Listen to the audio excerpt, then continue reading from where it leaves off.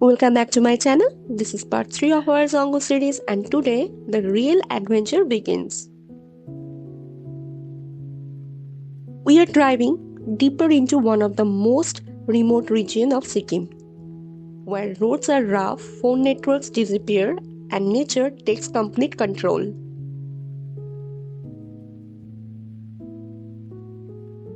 In this episode, we'll explore stunning waterfalls, cross a hanging bridge that connects two remote villages, visit natural hot spring, and discover the quiet mountain life of Tingbong.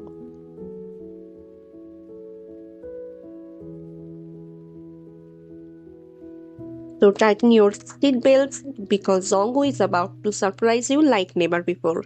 Let's continue the journey. Our first stop was the beautiful Lingzya waterfall. Tall, elegant, and surprisingly less crowded. Just the way I love it.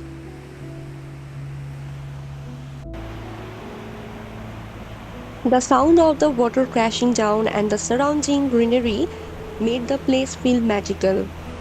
It's the kind of spot where you can just stand, stare, and feel grateful about traveling. After seeing this, we headed to the hot spring. To reach there, we did a short hike and crossed an incredibly beautiful waterfall over a bridge. This section itself felt worth the journey.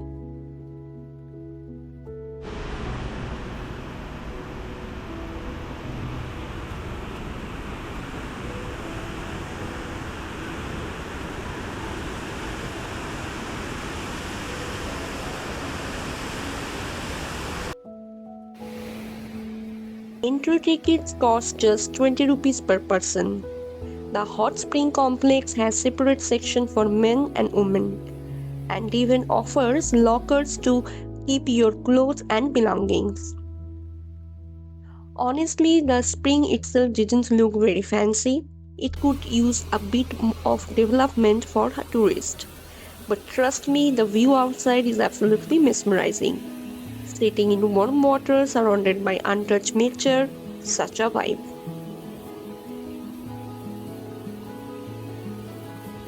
Our journey continued towards the Kakola hanging bridge over the river Tista. The bridge is the only connection between Tingbong village and Lingtham. No permanent bridge exists because of the strong current of Tista here.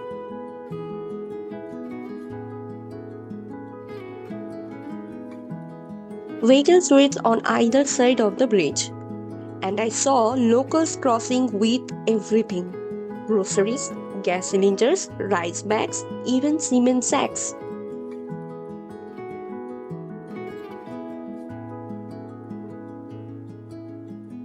That's how essential this bridge is. Only 10 people are allowed at a time.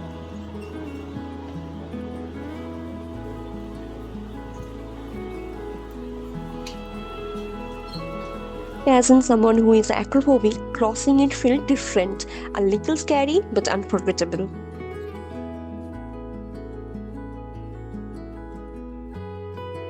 Right after crossing the bridge, there is a small local shop where people enjoy tea, coffee, momos, tukka, shafale, and even Maggie. Simple but so satisfying.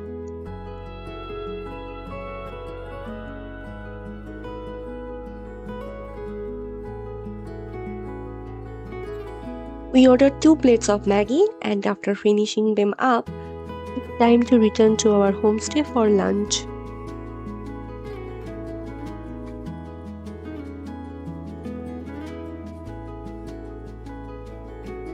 Throughout the journey, we spotted endless waterfalls, small, medium, and huge. It almost felt like every turn had a waterfall waiting for us. We also passed by vast cardamom plantation, which Dzongu is very well known for. Next morning, I woke up at 5 am to visit a 17th century monastery. To reach the monastery, you have to hike through the forest. That's why I requested my homestay host to accompany me as a guide. The trail was magical, surrounded by nature and totally quiet. And throughout the hike, my host introduced me to plants like cardamom, avocado, local betel leaf, and many other medicinal herbs. The moment we reached, the vibe completely changed. It's so peaceful here. No noise, just prayer flags, mountain air, and absolute silence. The monastery is small but full of character. You can actually see how old the place is from the wooden pillars and the hand painted murals that have faded over the years. It honestly feels like stepping into a different time. Even the locals here are super welcoming. They told us this place has been standing for centuries protecting the spiritual culture of Dzongu. At the monastery, two locals came and opened the door for us. They handed me a traditional Buddhist lamp. I lit it and offered my prayers. It was a deeply peaceful moment. What I loved the most is the location. This 17th century monastery standing peacefully against the backdrop of deep forest and towering mountain. This monastery has survived landslides, storms, and time itself. If you ever come to Dzongu, don't miss this spot.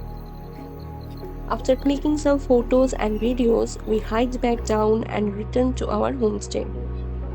Packed up and got ready to leave for Gangtok. Dzongu is not just a destination, it's an experience. Raw nature, quiet villages, off-road adventures, and heartfelt Lepcha hospitality. No network, no crowds. Just mountains, waterfalls, and peace. If you want to disconnect from the world and reconnect with nature, Dzongu is the place for you.